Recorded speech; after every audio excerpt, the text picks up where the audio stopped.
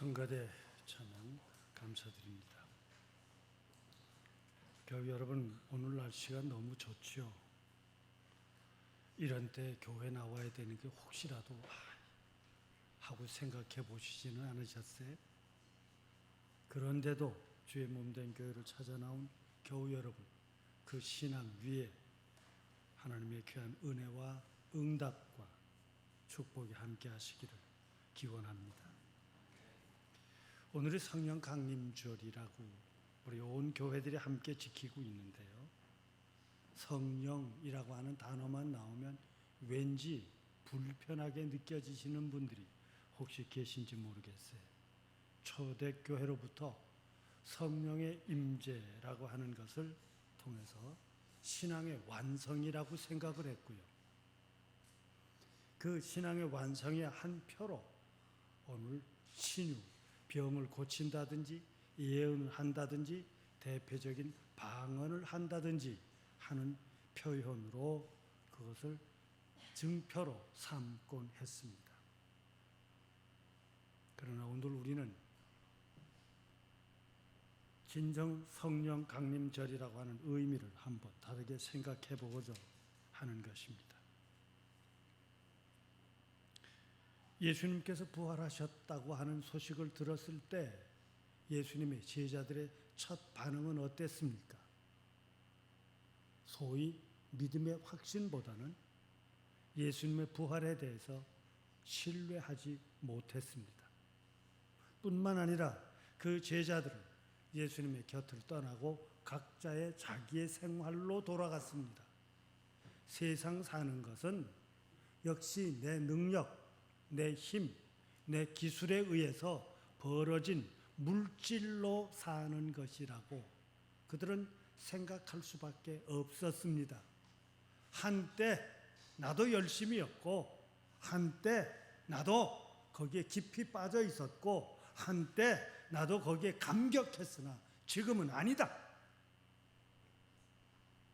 믿음이라고 하는 것이 도대체 뭐냐 하는 회의에 있었습니다. 그런데 그들을 향해서 예수님께서 하신 말씀은 뭡니까? 내가 너희보다 먼저 갈릴리로 갈 것이고, 동시에 또한 그들에게 예루살렘 전통이라고 하는, 예루살렘을 중심으로 한 교회 역사 때문에 너희들은 예루살렘에 머무르라. 그리고 성령을 기다려라. 성령이 너희에게 임하면 권능, 비로소 힘을, 지혜를, 생각을, 마음을, 실천력을 얻어서 세상 끝날까지 주의 복음을 전파하게 될 것이라고 말씀하셨습니다. 그 성령이 마가의 다락방에 임하였다고 하지요. 오늘 우리 교우들 세상의 삶 속에서 그 성령의 역사를 받았다는 성령 전과 성령 후의 삶이 어땠습니까? 문제는 여기에 있습니다. 성령의 역사를 체험했다고 하는 그들의 삶이 달라지게 된 것이 뭐냐 하는 겁니다. 그런데 우리 교우 여러분, 저부터 시작을 해서 우리의 모든 살아가는 우리 한 사람들, 내 인생이 신앙생활을 하며 뭐가 달라졌는지 한번 돌이켜 보십시다. 어떤 때는 믿어봐도, 주의 몸된 교회를 다녀봐도 내 삶은 그냥 그 모습이다.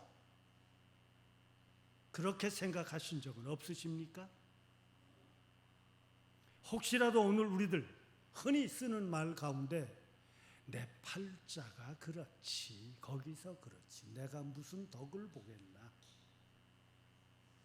이것을 세상의 학자들이 심리학의, 현대 심리학의 가장 아버지라고, 시초라고 얘기하는 프로이드는 그런 말을 했습니다.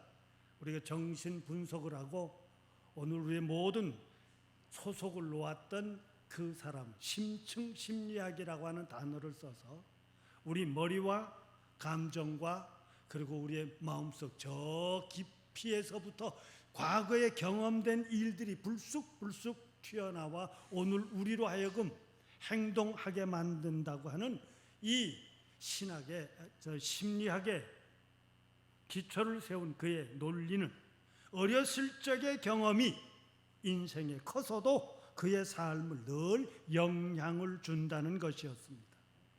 그래서 학자들은 프로이드의 심리학을 연구하면 연구할수록 과거라고 하는 발목에 붙들려 산다고 하는 고백을 하고 있습니다.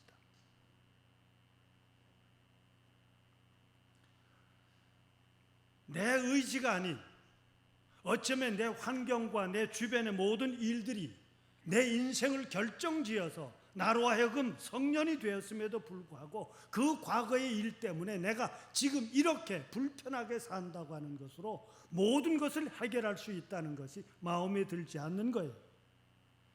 그래서 그의 제자인 라캉이라고 하는 사람은 의미를 다르게 생각했습니다.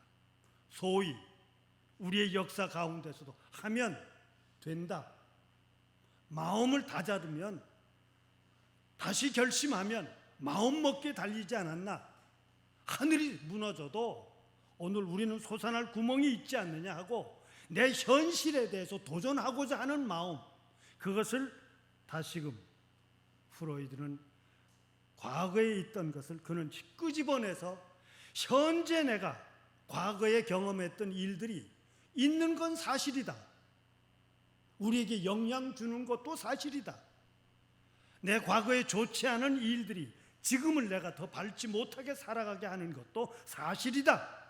그러나 그렇게만 세상이 되는 것이 아니지 않냐 하는 겁니다. 지금 내가 그 과거에 대해서 어떻게 해석하고 생각하고 있느냐가 또 다른 내 삶을 시작할 수 있는 것이라고, 보다 더 심리하게 발전된 이야기를 해주고 있습니다.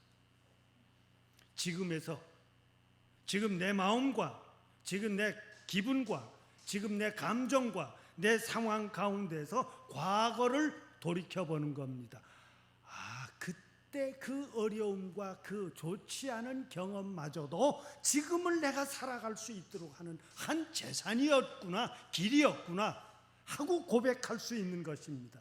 이것이 바로 신앙 속에서는 하나님께서 나를 오늘의 여기에 오기까지 이끌어 주셨구나 하는 고백이에요. 이 고백으로 바뀌어질 수 있는 것, 교회 여러분, 이것이 바로 성령의 역사입니다. 오늘 저와 함께 하늘을 향하여 예배 드리고 있는 이 시간이 성령의 역사인 줄로 받아들이실 수 있기를 바랍니다.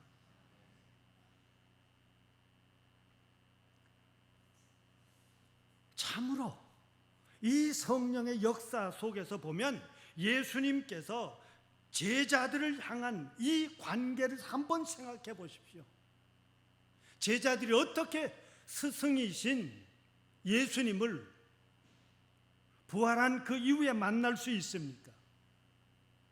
어려움에 처했다고 스승을 모른다고, 나는 그 사람 모른다고까지 거절을 했고, 아니 세속말로 배신을 했고, 종교적인 용어로 배교를 한 제자들입니다. 그런데 그 이후 예수님은 제자들을 만나고도 그들을 책망하지 않습니다. 도리어 그들에게 성령이 임하면 너희들이 이렇게 살 것이다, 내가 이 시간까지 어찌 했느냐가 중요한 것이 아니라 이제로부터 내가 어떤 마음으로 살아갈 수 있겠느냐 보다 앞 나를 향한 하늘의 뜻을 헤아리며 사는 너와 내가 되기를 성령의 역사 이후 부활의 주님은 제자들을 만나셨습니다. 그것이 이 과정이 성령의 역사의 과정 속에 대표진 하나의 과정이 있습니다. 그것은 바로 회개입니다. 나의 부족함, 나의 거짓됨, 나의 모자람도 그대로 인정하는 거예요. 그리고 중요한 것은 그 다음 단계에서 성화라는 단어를 쓰는데 비로소 성령을 받은 사람답게 내 삶이 돌이켜진 거예요. 과거의 삶이 아니라 새로운 삶으로 들어가는데 이 새로운 삶의 과정 속에서 하늘을 깨닫는 것입니다.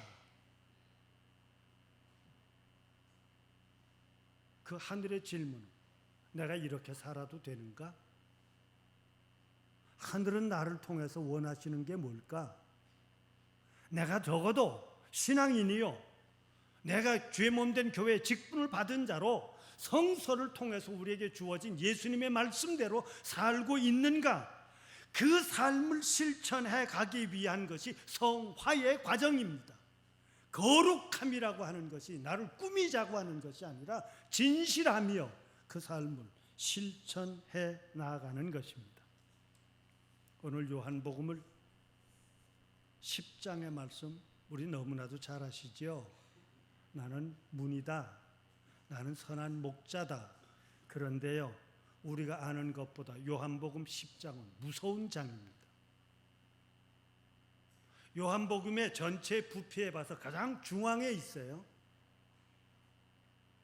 그런데 이 중앙에 있는 9장에서부터 10장으로 넘어가기까지 사도 요한이 이 요한복음을 기록하면서 무서운 변화를 우리에게 이야기해 주고 있습니다. 요한복음 9장에서 보면 소경을 고치는 일이 있습니다. 안식일날 소경을 고칩니다. 볼 수 없는 자가 보게 되었어요. 어떻게 하늘의 법을, 교회법을, 전통을 어겨가면서 치유하느냐? 심지어 예수님께서는 나는 건강한 사람을 위해서 온 것이 아니라 병든 자를 위한 의사다, 이렇게까지 이야기를 합니다. 중요한 것은 9장 39절에서 보면 이 예수님의 치유, 병을 고치시고 그를 보게 한 역사를 통해서 당대 율법을, 당대 종교를 대변하는 사두개인과 바리새인들이 예수님을 험잡으려고 나옵니다. 그리고 그들은 예수님의 말씀 속에서 못 보는 자를 보게 했다, 네가 본다고 하니 도리어 너는 죄가 있다. 그들 스스로가 예수님의 말씀을 보고 우리가 소경인가? 그렇게 질문합니다. 우리가 지금 소경이냐? 당대 종교 지도자예요. 민족의 지도자입니다. 사회 어른들입니다. 그런데도 불구하고 그들을 향해서 내가 본다고 하니 죄가 있다. 예수님의 이 선언은 엄청난 선언입니다. 그 뒤에 바로 요한복음 10장에 나는 양의 울타리의 문이다. 이 문을 통하지 않고 어떤 모습이든지 양에게 간든지 울타리를 넘는 자는 절도요, 도둑놈이에요. 강도다 그랬어요. 자, 한번 보십시오. 요한복음의 10장의 이야기는 당대 최고의 종교적인 어른이었던 사두개인과 바리새인을 향해서 네놈들이 도둑놈이다, 너희는 강도다 그랬어요. 그런데 이 선언은 사실은 예수님의 독특한 표현이 아닙니다. 구약 성경에 BC 8세기에 이스라엘이 바벨론과 아수르에 의해서 종교적인 정치적인 소용돌이 속에 들어가서 그들의 삶이 다 파괴가 되고 포로로 끌려갈 수밖에 없는 그런 상황에 이 나라가 망했을 때 이 나라의 지도자들은 어땠는 줄 아니? 그때 사용한 용어들입니다. 에스겔서 5장 31절에 보면 선지자는 거짓을 예언하고 제사장은 자기 이 제사장의 직분을 자기의 권력으로 생각하고 다스리며 백성들은 그것을 좋게 여기더라. 이 나라 망합니다. 예레미야 2장 26절에 보면 당대 종교 지도자들, 제사장들, 선지자들을 보고 너희가 도둑놈들이다 이렇게 말합니다. 여기에 대하여 지금 예수님께서는 예루살렘 성을 입성하신 그날 성전을 다 뒤에 엎으셨죠. 그리고 내 만인이 기도하는 집을 너희들은 도둑의 소굴로 만들었다 하고 말씀하셨던 것들, 이 선언은 어마어마한 선언이에요. 거기에 비해서 나는 하는 거예요. 오늘 요한 사도가 우리에게 전해주고 있는 것은 내가 왜 예수를 구주로 믿는가? 그 예수님이 진정한 분이기 때문이에요. 예수님을 믿으십시다. 그 어떤 종파와 그 어떤 종교와 그 어떤 능력의 목회자들이 있음이 중요한 것이 아니라 오늘 우리에게는 예수님을 내 구주로 믿는 이 하나가 매우 중요합니다. 다른 데로 들어가거나 다른 데로 우를 넘나든다고 하는 것은 기독교를 가볍게 생각하지 마십시오. 신앙은 내가 생각하는 것이 신앙이 아니고 하나님의 역사는 내가 체험한 것이 하나님의 역사가 아니라 적어도 성서를 통해서 그들이 고백하고 오늘 우리에게 가르쳐주고 있는 것은 예수님을 따름이 진정한 것이요, 예수님의 말씀이 오늘 우리의 길이요, 예수님의 삶이 내가 살아야 할 삶이라고 하는 것입니다. 교우 여러분, 그래서 예수님의 삶은 편안했습니까? 마치 개그에 나오는 것처럼 죽었어 하는 거예요. 죽었어. 어쩌면 그 죽음을 통해서도 거짓과 타협하지 않았습니다. 죽을 수밖에 없었던 것은 진실한 삶을 걸어간 것이기 때문입니다. 그러기에 오늘 예수님은 감히 요한복음을 오늘 우리에게 보여줍니다. 예수님의 그 삶이 우리의 삶을 모범이 되셨기에 양을 위한 것이다 하고 말하고 있습니다. 양을 해하려는 자, 양을 먹어치우는 자, 양을 이용하는 자가 아니라 그 양을 위하여 목숨도 내어놓았던 한 사람, 이것은 성령의 역사가 아니면 이루어질 수가 없습니다. 그러기에 너와 나, 오늘 우리는 그 양들은 목자의 음성을 안다고 하는 겁니다. 이 시간 내가 성서를 읽으면서 내 기쁨, 내 심령 속에 하나님의 음성이 들리고 주님의 음성이 들리며 내가 무엇을 해야 할 것을 깨닫는 그 순간, 그것이 성령의 역사인 줄로 받아들이십시오.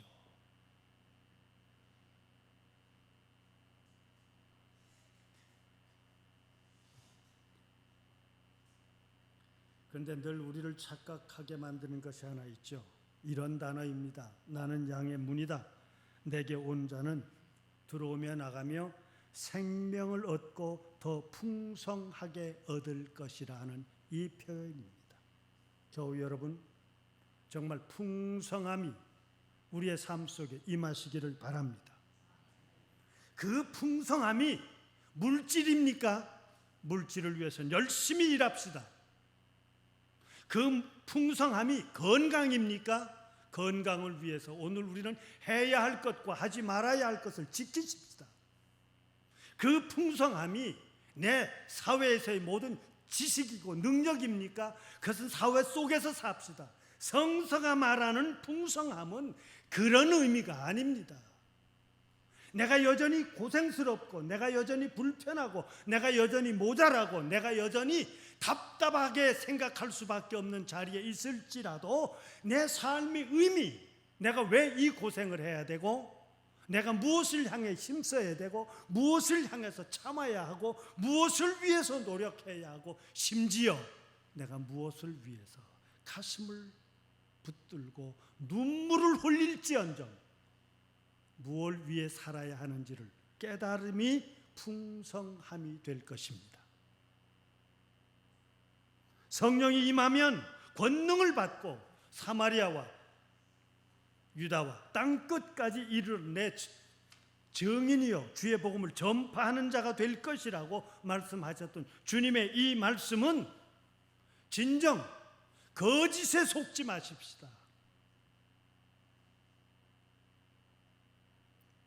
도적과 강도, 그들은 또한 옷은 그럴싸하게 입었을지라도 거짓된 목자들이다.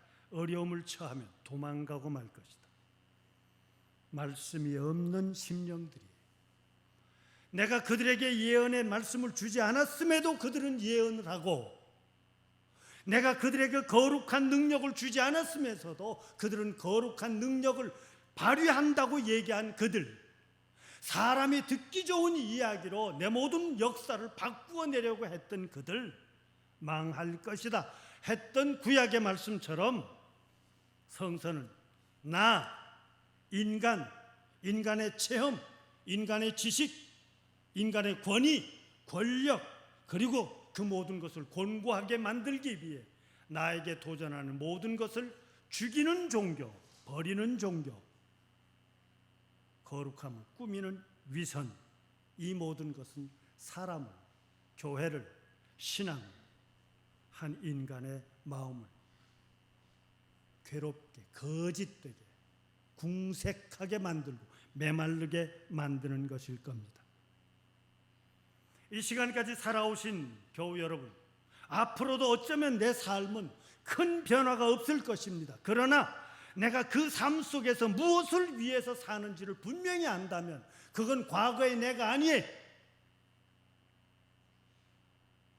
내 힘이 연약할지라도 내가 살아야 할 목표가 무엇이고, 내가 꼭 이루어야 할 것과 중요한 것과 거짓된 것을 분명하게 알고 그 소중한 것을 끌어안고 살 수 있다면 오늘 우리는 분명히 성령의 사람들입니다.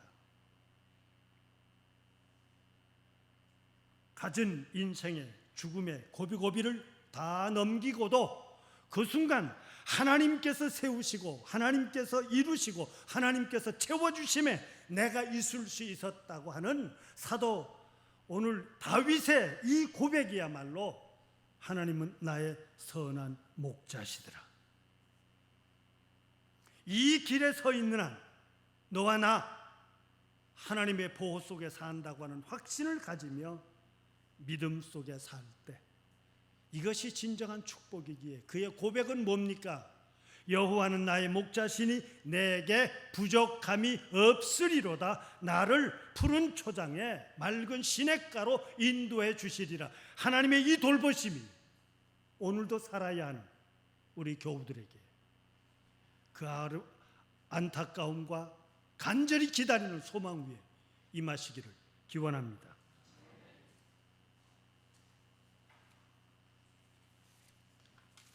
세상을 창조하신 하나님, 생명을 주신 하나님, 저희들을 이 땅에 나게 하신 하나님, 지금 이 시간 주의 몸된 교회를 찾아 나와 예배 드리게 하신 하나님, 도와주시옵소서. 부활의 주님께서 그 제자들에게, 참으로 못난 제자들에게 내가 세상 끝날까지 너희와 함께 있겠다 하셨던 약속처럼 오늘 저희와 함께하여 주시옵소서. 저희로 하여금 하늘 사람답게 살아갈 수 있도록 아멘으로 고백하는 저희를 되게 하여 주옵소서. 그리스도이신 예수님의 이름으로 기도드리옵나이다. 아멘.